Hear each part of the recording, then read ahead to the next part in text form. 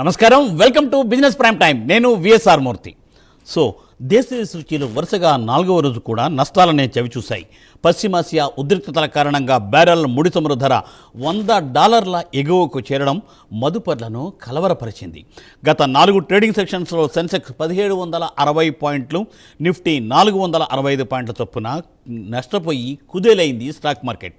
డాలర్తో పోలిస్తే రూపాయి మార్కు విలువ 20 పైసలు తగ్గింది. బ్యారెల్ బ్రెంట్ ముడి చమురు ధర 8% మాత్రమే పెరిగింది.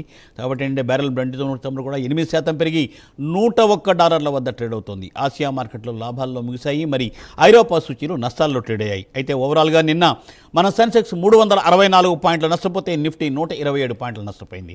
మరి ఈ నేపథ్యంలో ఈరోజు ఫ్రైడే, మరి ఈరోజు ఎలా ఉండబోతోంది stock market?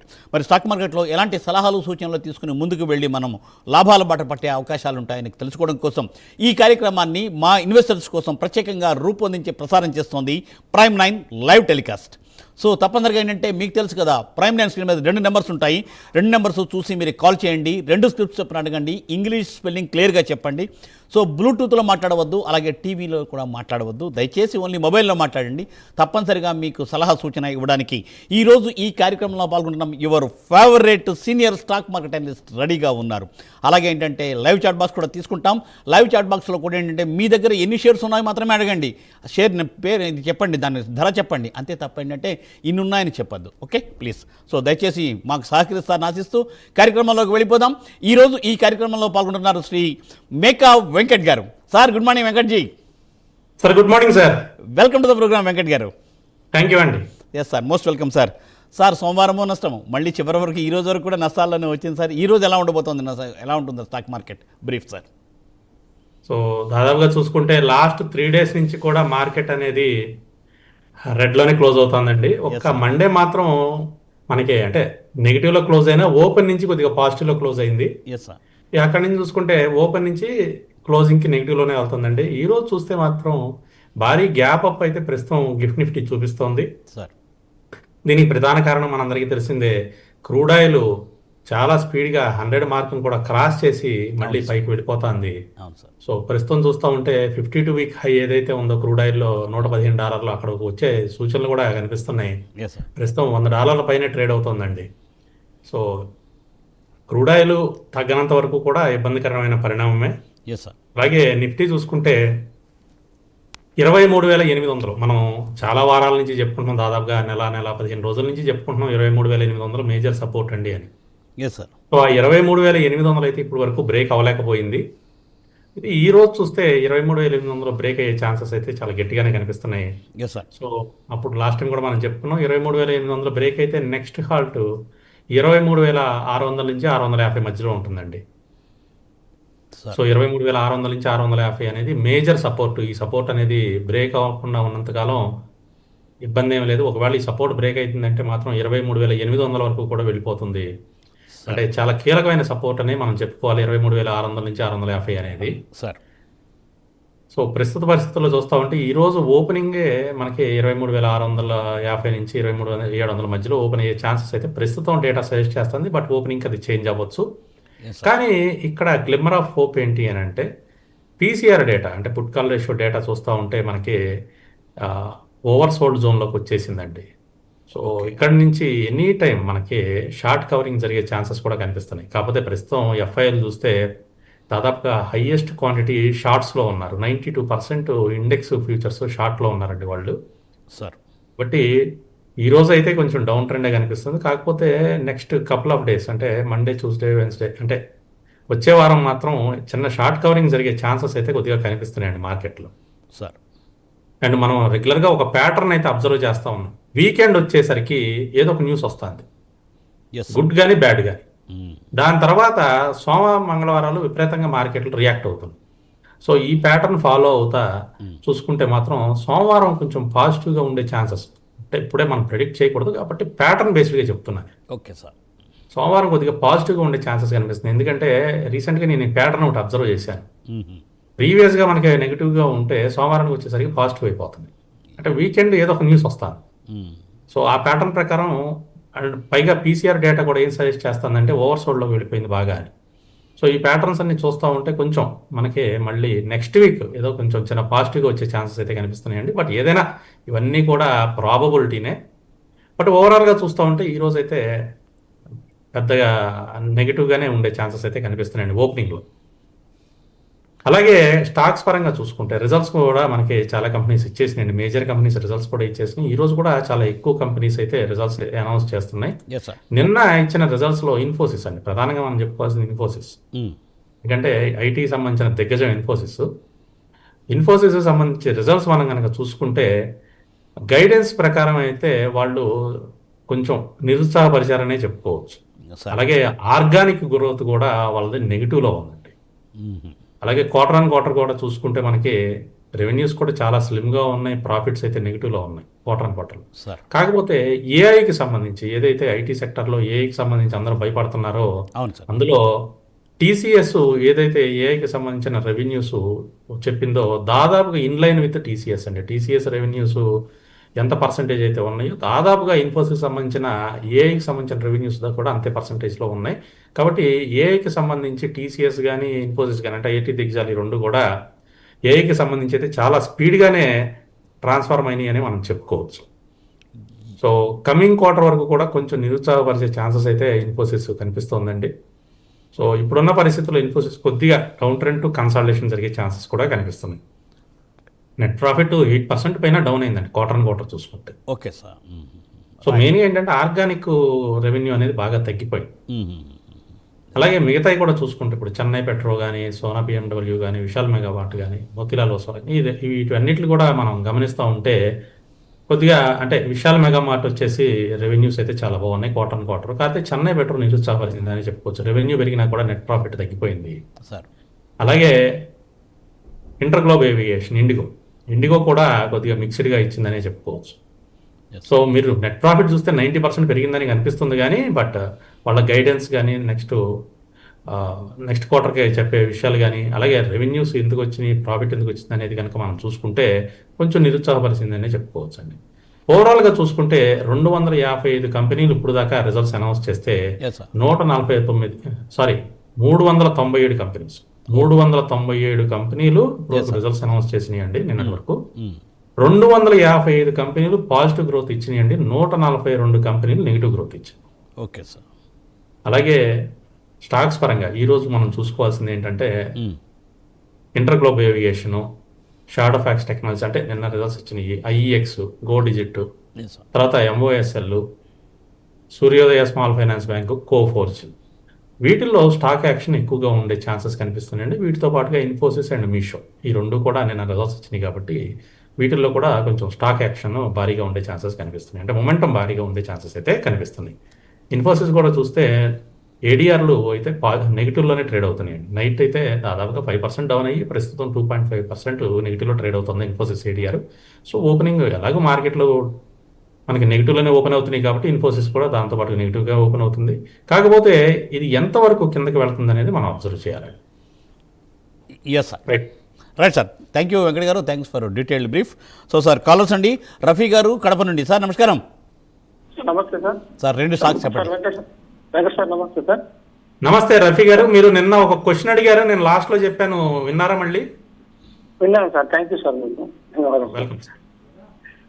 Sir Azad engineering profit లో ఉన్నాను సార్, ఒక 20%. అది ఎక్కడ ప్రాఫిట్ చేసుకోవాలి?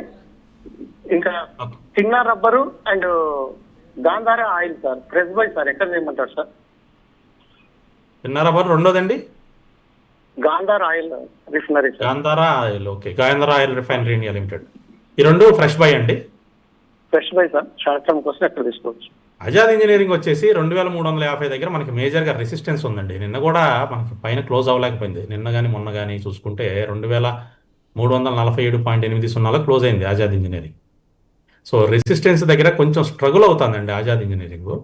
బ్రేక్ అయిందంటే మాత్రం బాగా పైకి వెళ్ళిపోతుంది. సో కొద్దిగా ఈరోజు చూడండి, కొంచెం డౌన్ ట్రెండ్ ఏదైనా కనిపిస్తే ప్రాఫిట్ బుక్ చేసుకోండి. అలాగే తిన్న రబ్బరు కొంచెం కిందకు వస్తుంది సార్, అరౌండ్ 1020 వరకు వచ్చే ఛాన్సెస్ అయితే కనిపిస్తున్నాయి. సో 1020 నుంచి 1030 మధ్యలో వచ్చినప్పుడు మీరు ఎంట్రీ అనేది ప్లాన్ చేసుకోండి. ఇప్పుడే వద్దు, కొంచెం డౌన్ ట్రెండ్ అంటే ప్రాఫిట్ బుకింగ్ జరిగిందండి హయ్యర్ లెవెల్లో. కొంచెం కిందకు వచ్చి మళ్ళీ తిరిగి పెరుగుతుందండి, ఇబ్బంది ఏం లేదు. సో 1020 మార్క్ని కొద్దిగా అబ్జర్వ్ చేయండి, ఆ ఏరియాలో మీరు ఎంట్రీ ప్లాన్ చేసుకోవచ్చు. అండ్ మూడోది గాంధార అడిగారు కదా, రైట్. సో గాంధార ఆయిల్ ఇది కూడా ఫ్రెష్ బై అడిగారు. అవును సార్. గాంధార ఆయిల్ రిఫైనరీ వచ్చేసి నిన్న భారీ గ్యాప్ అప్ అండి, 20% ఆల్మోస్ట్ ఒక విధంగా చెప్పాలంటే సర్క్యూట్స్లోకి వెళ్ళిందని చెప్పుకోవచ్చు. ఈరోజు కొద్దిగా కిందకు వస్తే తీసుకోండి సార్, చాలా పాజిటివ్గా ఉంది. ఈరోజు కొంచెం మార్కెట్లన్నీ కొంచెం బేరిష్గా ఉంటున్నాయి కాబట్టి డౌన్ వచ్చినప్పుడు తీసుకోండి. Yes sir. Sir Nagabhushan Reddy గారు బళ్ళారి, సార్ నమస్కారం. సార్ నాగభూషణ్ రెడ్డి గారు నమస్కారం, లైన్లో ఉన్నారా సార్? లేదండి, రైట్ సార్. సార్ రామలింగేశ్వరరావు గారు అడుగుతున్నారండి, బీఎస్సీ యావరేజ్ ప్రైస్ 4030లో ఉంది, ఎలా హోల్డ్ చేయమంటారా, ఎగ్జిట్ అవ్వమంటారా? హోల్డ్ చేయండి. ఓకే, హోల్డ్ చేయండి, కొద్దిగా యావరేజ్ కూడా చేసుకోవాలి మీరు. అది సో 3500 నుంచి 3600 మధ్యలో మంచి యావరేజ్ చేసుకునే ప్లేస్ అండి ఇది. సో 3500 ఆ జోన్లో ప్రస్తుతం 3579లో ఉంది కదా, కొద్దిగా ఈ రోజు కిందకు వచ్చినప్పుడు యావరేజ్ చేయండి. సార్ సతీష్ గారు అడుగుతున్నారండి, PNB Mahabank Apollo micro systems 2 years hold చేయడానికి ప్రైస్ ఎంత? PNB Mahabank Apollo micro systems. PNB current ప్రైస్లో కూడా తీసుకోవచ్చు అండి. మహారాష్ట్ర బ్యాంక్ వచ్చేసి 76 దగ్గర మనకి సపోర్ట్ లెవెల్స్ కనిపిస్తున్నాయండి, అరౌండ్ 76 ఆ జోన్లో కొంత తక్కువ క్వాంటిటీతో ఎంట్రీ ప్లాన్ చేయండి. అండ్ మూడోది Apollo micro system sir. Apollo micro systems రీసెంట్గా కూడా చాలా పెద్ద ఆర్డర్ అయితే వచ్చిందండి. సో కరెంట్ ప్రైస్లో తీసుకోవచ్చు అండి, 380 నుంచి 400 లెవెల్ మంచి లెవెలే, తీసుకోవచ్చు. Yes sir. సార్ మధు గారండి, ఏంటంటే విఎంఎం 150లో ఉన్నాయి, sell or hold or exit?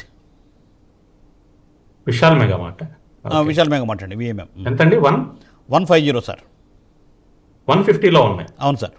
Okay okay, hold చేయండి. ఈరోజు ఏదైనా కొద్దిగా కిందకు వస్తే యావరేజ్ చేయండి. Right sir. Right sir. Sir caller Satish అండి, హైదరాబాద్ అండి. సార్ నమస్కారం సతీష్ గారు. నమస్తే మూర్తి గారు. నమస్తే వెంకట గారు. నమస్తే సార్ సతీష్ గారు, చాలా రోజులు కాల్ చేశారు. అవును సార్ వేరే పనులు సార్. ఇది ఎల్ఎన్టీ ఒకటి, యూనియన్ బ్యాంక్ తీసుకోవచ్చు ప్రెసెంట్ రేట్ లో, హెచ్ఆర్ ఎనర్జీ, మూడిట్లో. మూడోది ఏంటండి?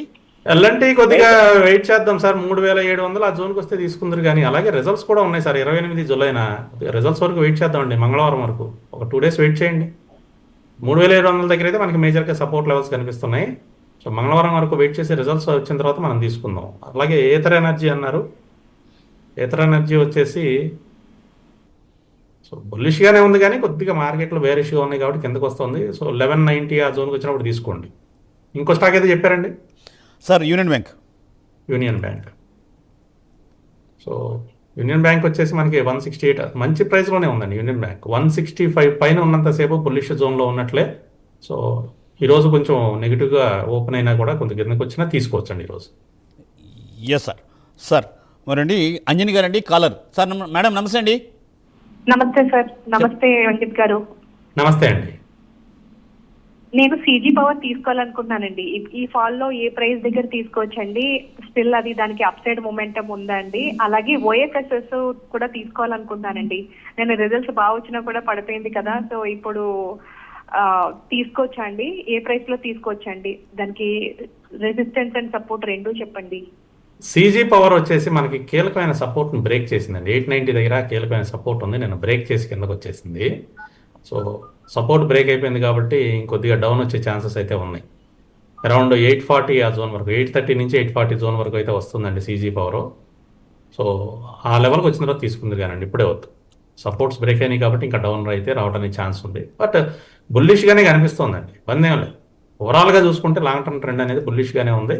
ప్రస్తుతం కొంచెం డౌన్ ఫాల్ కనిపిస్తుంది కాబట్టి కొంచెం లోవర్ లెవెల్లో మనం ఎంట్రీ ప్లాన్ చేద్దాం. అలాగే ఓఎఫ్ఎస్ఎస్ కూడా నిన్న బాగా కిందకు వచ్చినా మళ్ళీ క్లోజింగ్ పైకే వచ్చింది. మీరు గమనిస్తే 9937 వరకు వచ్చి క్లోజింగ్ వచ్చేసి 10843, అంటే ఒక 900 పాయింట్లు పైకి వచ్చి క్లోజ్ అయిందండి.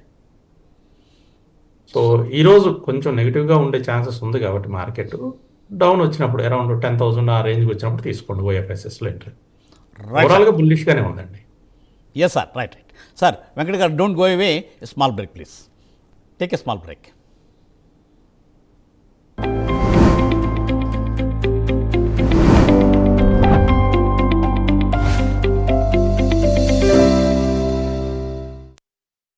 ఈసారి కూడా దిగుబడి బాగుంది కదా? వ్యవసాయాన్ని కొంచెం డెవలప్ చేయాలి, కొత్త ట్రాక్టర్ కొనాలి, డబ్బులు కావాలి. నా నగల్ని తాకట్టు పెట్టుకోమని చెప్పాను. తాకట్టు పెట్టడం కంటే నగలు అమ్మేయడమే మంచిది. తాకట్టు పెడితే టెన్షన్ తగ్గుతుంది, కానీ మిగిలిన టెన్షన్లు మొదలవుతాయి. Interest, installment, repayment. ఎక్కడ కొన్న బంగారం అయినా జాయ్ ఆలుకాస్ లో అమ్మేటప్పుడు బెస్ట్ మార్కెట్ ప్రైస్ దొరుకుతుంది, అది కూడా 15 నిమిషాల్లోనే. బంగారం కొనాలన్నా అమ్మాలన్నా జాయ్ ఆలుకాసే బెస్ట్. తాకట్టు పెట్టడం కన్నా బంగారం అమ్మేయడమే మంచిది కదా.